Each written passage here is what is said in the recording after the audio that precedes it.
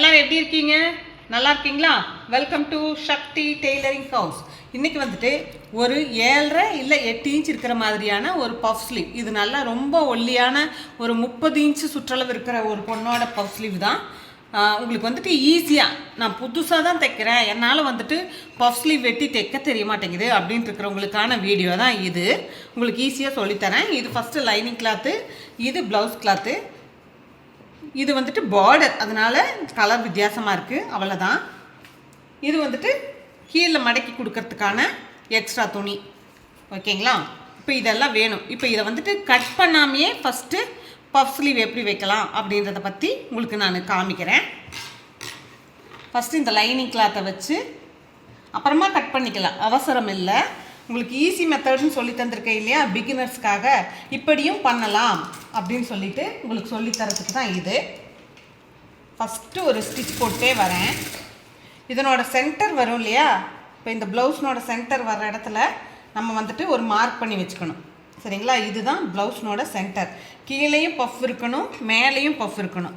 Okay, இப்போது சென்டர்லேருந்து நம்ம வந்து இங்கேருந்து பஃப் வேணும் அப்படின்னா இதை கவனிச்சுக்கோங்க. இங்கேருந்து பஃப் வேணும் அப்படின்னா இங்கேருந்தே நம்ம பஃப் ஸ்டார்ட் பண்ணணும். அப்போது என்ன பண்ணுறீங்க, இப்படியே மடிப்பாக ஃபஸ்ட்டு ஒரு மடிப்பு, இந்த சென்டருக்கு அந்த பக்கத்துலேருந்து ஸ்டார்ட் பண்ணுறேன், கவனிச்சுக்கோங்க.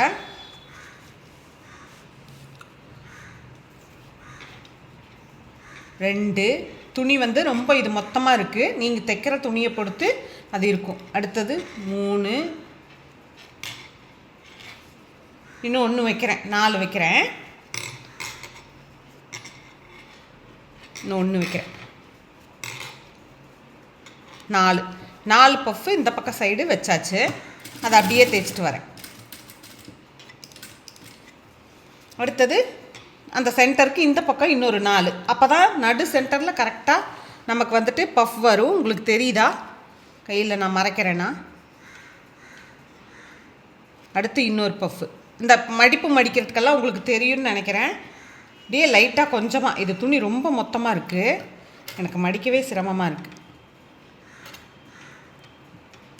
கீழே இருக்கிற லைனிங் கிளாத்தோடு சேர்த்து ஜாயின் பண்ணி தைச்சிட்டு வரேன் நான்.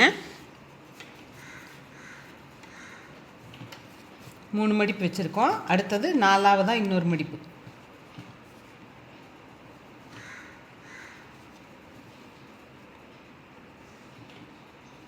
ஓகே, இப்போது 4 மடிப்பு தைச்சாச்சு. இந்த லைனிங் கிளாத்தையும் நம்ம கீழே அப்படியே ஒரு தையல் ஓட்டிகிட்டு வந்துடலாம். இப்போ இது இப்படியே இருக்கட்டும். இந்த மேலே வந்துட்டு நம்ம அப்புறமா வெட்டி தைக்கலாம். சரிங்களா? கீழே தைச்சிட்டு தைக்கலாம், கரெக்டான அளவு வெட்டி. இப்போ என்ன பண்ணுறோம் அப்படின்னா, இந்த 4 மடிப்பை நீங்கள் கரெக்டாக வெட்டி இது பண்ணியிருக்கீங்க. அயன் பண்ணுறவங்க அயன் பண்ணிக்கோங்க. இதுக்கு நான் அயன் பண்ண போகிறதில்ல. இப்போ இந்த துணி இருக்கு இல்லையா, இதனோட மேல் பக்கம் இது. ஓகேங்களா? இதை வந்து இது மேலே இதை எடுத்து இப்படி வைங்க. மேல் பக்கத்தை, இந்த துணியினோட மேல் பக்கமே இப்படி வச்சுருங்க. இது வந்துட்டு இதுக்கு தேவையான லைனிங் கிளாத் இது. ஓகேங்களா? இதை இங்கே வச்சுருங்க. கீழே ஃபஸ்ட்டு இது, அதுக்கப்புறமா பஃப் வச்சமே அந்த மெட்டீரியல், அதுக்கப்புறமா இந்த துணி. ஓகேங்களா? இப்போ இந்த 3ஐயும் சேர்த்து நம்ம ஒரு தையல் ஒரு 1/4 இன்ச்சில். உங்களுக்கு 3ஐயும் ஒன்றா தைக்க முடியாதவங்க நீங்கள் தனித்தனியாக கூட தைச்சிக்கலாம். நான் வந்துட்டு 2 துணியும் ஒன்றாவே, 3 துணியும் ஒன்றாவே வச்சு நான் தைக்கிறேன். உங்களுக்கு பழக்கம் இல்லாதவங்க ஃபஸ்ட்டு அதை கீழே இருக்கிற துணியை வச்சு தைச்சிட்டு அதுக்கு மேலே இதை வைங்க.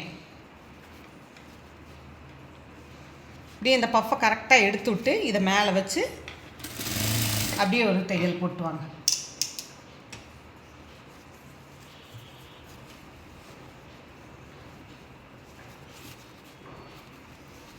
கரெக்டாக அந்த பஃப்பை எல்லாம் துணியில் சிக்கிடக்கூடாது. இப்படி எடுத்து விட்டுக்கோங்க. எடுத்து விட்டு இதை மேலே வச்சு 1/4 இன்ச்சில் தான் தைக்கிறேன், ஜாஸ்தியாக தைக்கலை, அதையும் கவனிச்சுக்கோங்க. இது தைச்சதுக்கப்புறம் ஏன் வெட்ட போகிறோம் அப்படின்றத அப்புறமா சொல்கிறேன் ரீசன் உங்களுக்கு. அப்படி தைச்சிங்கன்னா உங்களுக்கு கரெக்டாக வரும், கொஞ்சம் புதுசாக தைக்கிறவங்களுக்கு. அதுக்காக தான் இந்த மெத்தடில் சொல்லி கொடுத்துட்ருக்கேன். இப்போ நம்ம இந்த 3ஐயும் வச்சு தைச்சிட்டோம். இப்போ பார்த்திங்கன்னா இது இப்படி வரும். இது மேலே இந்த லைனிங் கிளாத் இருக்கு இல்லையா, இதையும் இப்படி கீழே எடுத்து விட்ருங்க. எடுத்து விட்டுட்டு ஒரு படிமான தையல் போட போகிறோம் நம்ம இது மேலே. இப்படி கரெக்டாக எடுத்துட்டுக்குங்க. எடுத்துட்டு இது மேலே ஒரு படிமான தையல் போடலாம்.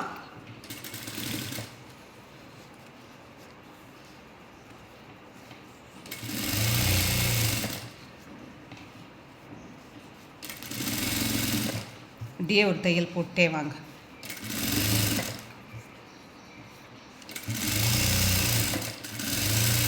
போட்டுட்டு வந்துட்டோம். இப்போ இதையும் நம்ம எடுத்துக்கலாம். இப்போ பார்த்தீங்கன்னா இப்படி இருக்குமா, கீழே இது மடக்கி குடிக்கிறது வந்து நல்லா பட்டையாக இருக்கணும், அந்த மாதிரியான ப்ளவுஸ் இது. இப்போது இதை வந்து நம்ம ஒரு 1.5 இன்ச்சில் கீழே உள்ளே மடக்கலாம். இப்படி இவ்வளோ அகலம் கீழே வேணும், அப்போ தான் இந்த டிசைன் பஃப் ஸ்லீவுக்கு நல்லாயிருக்கும். இப்போ என்ன பண்ண போகிறோன்னா, இங்கே பார்த்துக்கோங்க, 1.5 இன்ச்சில் கீழே இதை ஒரு மடிப்பு மடித்து இந்த லைனிங் கிளாத்துக்கு மேலே வச்சு ஒரு தையல் போடுறோம். நல்ல ஒல்லியான பொண்ணு, நல்ல ஒல்லியாக இருக்கிறவங்களுக்கு வந்துட்டு கையை வந்து நம்ம பஃப் இல்லாமல் சும்மா வச்சோம்னா ரொம்ப குச்சி மாதிரி நல்லா இருக்காமல் இருக்கும். அதனால் அவங்களுக்கெல்லாம் வந்துட்டு லைட்டாக ஒரு பஃப் ஸ்லீவ் போட்டு கொடுத்தீங்க அப்படின்னு சொன்னால் ரொம்ப நல்லாயிருக்கும். சரிங்களா? இப்போ இது வந்து தைச்சாச்சு. இப்போ நம்ம இதை வந்து 2ஆக மடக்கலாம். இப்போது நம்ம இதனோட பஃப் ஸ்லீவ் வந்து கரெக்டாக வெட்டி எடுத்துக்கலாம். இப்போ வெட்டினீங்கன்னு சொன்னால் உங்களுக்கு ஈஸியாக இருக்கும், நல்லாவும் இருக்கும். உங்களுக்கு எவ்வளோ உயரம் வேணுமோ அந்த அளவுக்கு நீங்கள் வெட்டிக்கலாம். சரிங்களா? முன்னாடியே வெட்டுறதை விட இப்போ வெட்டுறது வந்து நல்ல ஈஸியாக இருக்கும். இப்போது இதில் டேப் எடுத்து உயரம் பார்த்திங்கன்னா 7.5 இன்ச் இருக்குது. ஓகேங்களா? இப்போ மேலேருந்து எப்போவுமே 3 இன்ச்சில் தான் நம்ம வந்து குடஞ்சி வெட்டுவோம். அப்படி இல்லாமல் இந்த ஸ்லீவுக்கு ஒரு 3.75 இன்ச்சு குடஞ்சி வெட்டினீங்கன்னு சொன்னால் இந்த பஃப் இந்த இடத்துல கொஞ்சம் தூக்குன மாதிரி வரும். 3 இன்ச்சில் குடஞ்சி வெட்டாமல் 3.25 இன்ச்சில் குடஞ்சி வெட்டணும். சரிங்களா? பஃப் ஸ்லீவுக்கு மட்டும்தான் இது. நீங்கள் எந்த அளவுக்கு குடஞ்சி வெட்டுறீங்களோ அந்த அளவுக்கு பஃப் ஸ்லீவ் வந்து நல்லா தூக்கலாக கொடுக்கும். அதை கவனத்தில் வச்சுக்கோங்க. இந்த 2 கரெக்டாக ஒரே இதில் இருக்குதான்னு நான் செக் பண்ணிகிட்ருக்கேன். வச்சுட்டு இப்போ நம்ம இதை கரெக்டாக இங்கே இந்த 1.5 இன்ச்சு தையலுக்கு வேணும் நம்மளுக்கு. இப்போ இதில் இப்படியே ஒரு வளைவு போட்டு வெட்டிட வேண்டியதுதான். மீதி இருக்கிற எக்ஸ்ட்ராஸ் எல்லாத்தையும்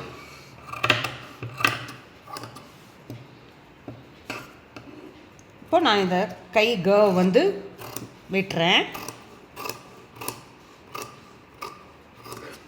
ஓகே. இப்போது இதனோட சென்டர் பார்த்திங்கன்னா இது இந்த சென்டரில் நம்ம பஃப் வைக்க ஆரம்பிக்கணும்.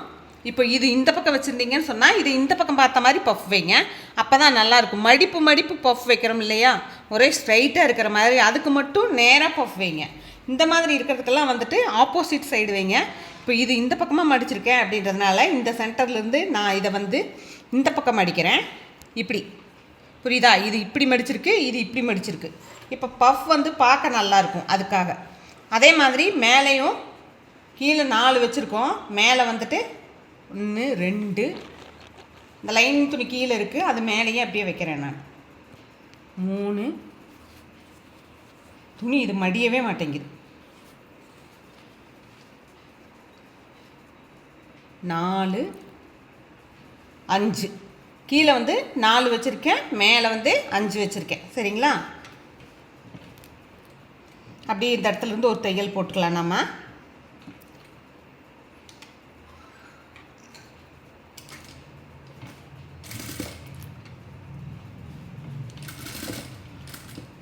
இப்போ இதே மாதிரி இந்த பக்கமும் 5, சென்டர்லேருந்து 5 அந்த பக்கம் எடுத்தேன். இப்போ இந்த பக்கம் 1 2 3 4 5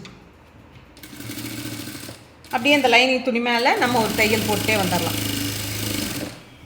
இப்போது நம்ம பஃப் வந்து தைச்சாச்சு. கை பார்த்திங்கன்னா இந்த மாதிரி வரும். இது வந்து லைனிங் கிளாத் எக்ஸ்ட்ரா இருந்துச்சு அப்படின்னு சொன்னால் அதெல்லாம் வெட்டி எடுத்துடலாம். இந்த இடத்துல மட்டும் லைட்டாக லைனிங் கிளாத் எக்ஸ்ட்ரா இருக்குது, இதை மட்டும் நம்ம வெட்டி எடுத்துக்குவோம். வெட்டி எடுத்துகிட்டு இன்னும் நம்ம ப்ளவுஸில் வச்சு ஸ்டிச் பண்ணி உங்களுக்கு மூட்டி காமிக்கிறேன் இது எப்படி இருக்கும் அப்படின்னுட்டு. ஓகேங்களா? இதையும் வெட்டிட்டு கூட நீங்கள் லைனிங் கிளாத்தை ஒரு தையல் போட்டுடுங்க. இப்படி இது மேலே வச்சு இன்னொரு தையல் போட்டுடுங்க. அந்த பக்கம் போட்டிருக்கோம் இல்லையா, அது மாதிரி இந்த பக்கமும் லைனிங் கிளாத்தை அப்படியே வச்சு ஒரு தையல் போடணும். போட்டுட்டிங்கன்னா உங்களுக்கு நகராது புதுசாக தைக்கிறவங்களுக்கு. அதுக்காக தான். எக்ஸ்ட்ரா இருந்துச்சுன்னா ஒரு மடிப்பு கொடுத்துருங்க. லைனிங் கிளாத் எக்ஸ்ட்ரா இருந்துச்சுன்னா அதுலேயும் ஒரு மடிப்பு கொடுங்க, ஒன்றும் பிரச்சனை இல்லை. இப்போ இது தைச்சாச்சு. இப்போ இதனோட சென்டர் பார்த்து நம்ம ஒரு மார்க் பண்ணி வச்சுருக்கோம். சென்டர் இந்த இடத்துல சென்டர் இருக்குது, மார்க் பண்ணிக்கலாம் நம்ம. இப்போது நம்ம ப்ளவுஸ் எடுத்துருவோம். ப்ளவுஸ் எடுத்துகிட்டு கரெக்ட் பண்ணி கை ஆம்கோல் எல்லாமே கரெக்ட் பண்ணி வெட்டி வச்சுருக்கோம் இந்த ப்ளவுஸில். இப்போது இதில் வந்து இந்த சென்டர் பகுதி இருக்குது இல்லையா, இந்த கட் கொடுத்துருக்கோம் இல்லையா, இது வந்து சென்டராக இருக்கிற மாதிரி வச்சுக்கோங்க. வச்சுட்டு இப்படியே கொண்டுட்டு போங்க. இந்த துணியை பார்த்திங்கன்னா கரெக்டாக இருக்குது, கைக்கும் நம்ம வெட்டினதுக்கும் கரெக்டாக இருக்குது. ஒரு முழு பாகமே அதிகமாக வைக்க தேவையில்லை. பஃப் உங்களுக்கு எவ்வளோ அதிகம் வேணுமோ அந்த அளவுக்கு கையினோட அகலத்தை நீங்கள் அதிகமாக வெட்டிக்கோங்க. ஒரு சிலதில் துணி பத்தாமல் இருக்கும். ரொம்ப பெருசாக வெட்டினீங்கன்னா பஃப் ஸ்லீவ் வேணும்னா பெரிய துணியாக வேணும் அப்படின்னு கஸ்டமர்கிட்ட சொல்லிவிடுங்க. ஓகேங்களா? இப்போது இந்த பஃப் வந்து கையில் மேலே வச்சு அப்படியே தைச்சிட்டு வர போகிறோம். அதே மாதிரி இந்த பக்கமும் செக் பண்ணி பார்ப்போம். இந்த பக்கம் கொஞ்சம் அதிகமாக இருக்குது, அதனால் இன்னொரு பஃப்பு நம்ம கூட வச்சிடலாம். பஃப் ஸ்லீவில் இது ஒரு வசதி இருக்குது. கொஞ்சம் ஜாஸ்தியாக இருந்துச்சு அப்படின்னு சொன்னால் நம்ம இன்னொரு பஃப் வச்சு விட்டுறலாம். அதுவே சாதாரண ஸ்லீவாக இருந்துச்சுன்னா அப்படி பஃப் நம்மளால் வைக்க முடியாது, கரெக்டாக தைக்கணும். பஃப் ஸ்லீவில் இது ஒரு வசதி இருக்குது. நம்ம இன்னொரு பஃப் எக்ஸ்ட்ரா வச்சிடலாம்.